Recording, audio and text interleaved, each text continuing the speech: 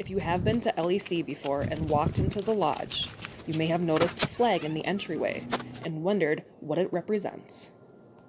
It represents the first Earth Day in 1970. Ron Cobbs created the ecology symbol, combining the letters E for environment and O for organism. But how did Earth Day begin? Senator Gaylord Nelson of Wisconsin was concerned for the environment, and his concern grew after the 1969 oil spill in Santa Barbara, California. Inspired by the energy of students in anti-war protests, he wanted to see that energy and awareness with air and water pollution. Teach-ins at college campuses were held, and April 22nd was chosen because it fell between spring break and final exams to ensure the maximum participation of students. I'm going to pass it over to Jim as he will highlight the global perspective and successes of Earth Day.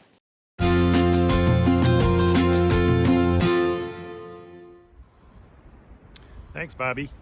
I want to talk a little bit about Earth Day in 1970 and how it's affected our world.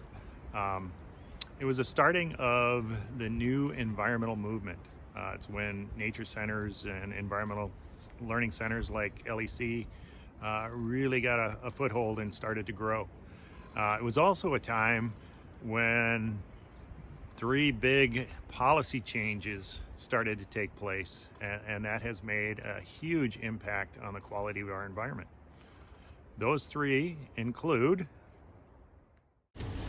the Clean Air Act was passed in 1970, and this was to prevent air pollution and thereby protect the ozone layer and promote public health. In this photo, you can see the Cuyahoga River in Ohio from 1969. As you can see, the river is on fire from pollution coming from industrial waste. The Clean Water Act of 1972 has helped to reduce this pollution and make our waters cleaner. The third big policy change happened in 1973 with the Endangered Species Act. This act provides protection to plants and animals where their population is limited. Now I'd like to pass it off to Sam to tell you a little bit more about what LEC does every day to celebrate Earth Day.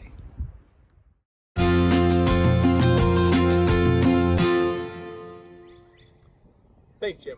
Here are a few ways that the staff at LEC like to help promote Earth Day every single day of the year. When a new group comes to us, we like to talk to them about being Earthwise, and we have a test for them.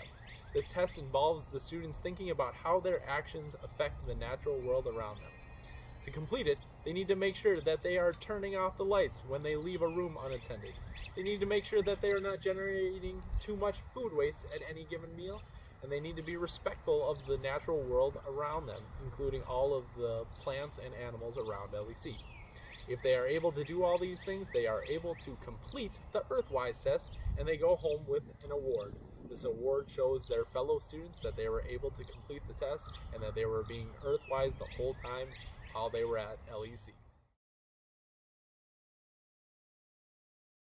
Another way that the staff likes to promote Earth Day is by how we like to heat some of our cabins. Some of our cabins have wood stoves and they utilize wood pellets to keep them warm. This saves LEC a lot of money, and it is much more energy efficient than some of the other ways that we heat our cabins. Another thing that we like to do is we compost all of our food waste that we generate. We'll talk about more about this in our video coming out this Friday. Now we're going to pass it off over to Christian, who's going to give us some practical Earth Day advice that we can use every day.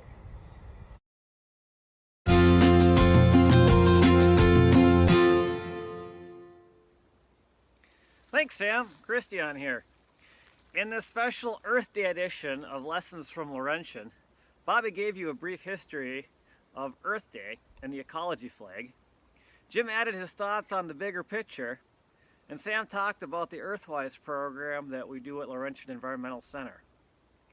Last week's Lessons from Laurentian was on mammals, and as I sit here in my sit spot, like we talked about in the first lesson on phenology, I'm looking out over the beaver pond behind my house, and I can't help but think about the other animals and plants that call the earth their home too.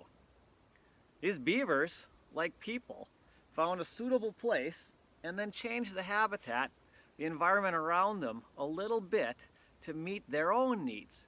They built the dam, cut a few trees down, built a nice lodge over there, made the place pretty nice for what they wanted. But unlike beavers, there are a lot more people on the earth, and the changes that we make to the environment are far more drastic. But the little things we do every day, like shutting off the lights, for example, can add up to the big things that we need to do to keep our Earth home healthy. So get out today on Earth Day. Find your sit spot, sit for a minute, relax, and think about the other things, the other animals and plants that call the Earth their home too. Thanks again for watching.